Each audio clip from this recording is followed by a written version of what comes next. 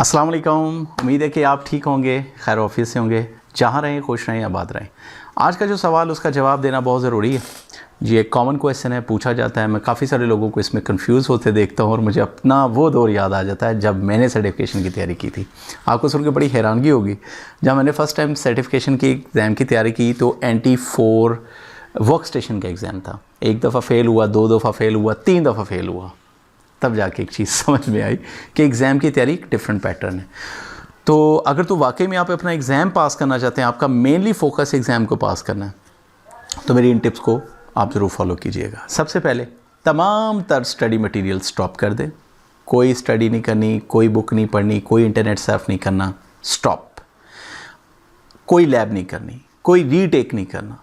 सबसे पहले एग्ज़ाम की तैयारी का पैटर्न समझ लें कि सिर्फ़ और सिर्फ कोशिश करें कि आपको वैलिड एग्ज़ाम का मटेरियल मिल जाए कहीं से, जिसको डम्प्स कह देते हैं। अच्छा, डम्प्स के लिए भी मैं आपको यहाँ पे टिप दे देता हूँ। डम्प्स के लिए आप प्रेप वे देख लें, पास फॉर श्योर देख लें, टेस्ट इनसाइट देख लें, ब्रेन डम्प्स देख लें, और हाँ, ऑलमोस्ट यही वेबसाइट्स हैं जो मैंने आपको बताई हैं, वहाँ से आपको डम्प्स मिल जाते हैं। अच्छा, डम्प्स के ऊपर एक डिफरेंट वीडियो बनाऊंगा कि इसमें क्या क्या पॉसिबिलिटीज़ होती हैं, डम्प्स वेरीफाई कैसे किए जाते हैं।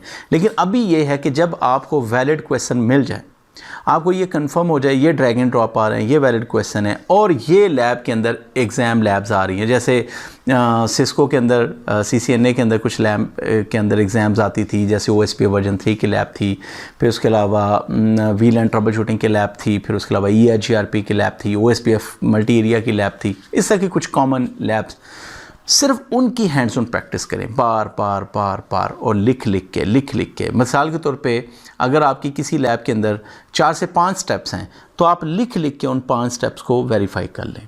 अगर तो आपने कोई टोपोलॉजी बना के प्रैक्टिस की तो दी बेस्ट है, नहीं तो आपको कम से कम वो 5 लाइनें सीक्वेंस में आनी चाहिए। ठीक है, सिर्फ और सिर्फ आप क्या है, डम्प्स की तैयारी करें। सिंगल चॉइस क्वेश्चंस को अलहदा कर लें, मल्टीपल चॉइस को अलहदा कर लें, ड्रैग एंड ड्रॉप को अलहदा कर लें, और वो सवाल जो बार बार आपसे गलत होते हैं आप उनका स्क्रीनशॉट लेके एक अलहदा से फाइल बना लें। बेहतरीन तरीका। अच्छा, जब आप तैयारी के लिए बैठेंगे तो हो सकता है कि आपको कोई भी सवाल समझना, आप समझे कि सर ये तो मैंने कभी ज़िंदगी में शायद पढ़ा ही नहीं। ठीक है, तो उसके लिए आपने क्या करना है, उसके लिए आपने करना ये है कि आप करेंगे जनाब अली के क्वेश्चंस को लेंगे। मिसाल के तौर पे 200 या 300 क्वेश्चंस हैं, आप पूरे क्वेश्चंस को एक दफ़ा पढ़ेंगे और बस रख देंगे।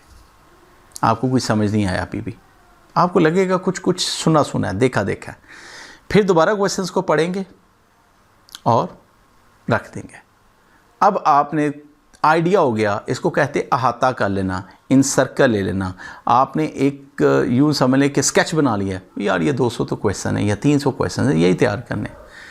अब आप 25 क्वेश्चंस को पढ़ें, क्वेश्चन आंसर, ठीक है, और उसकी रेलिवेंसी बनाने की कोशिश करें। अब आपको कुछ सवाल समझ भी आना शुरू हो जाएंगे।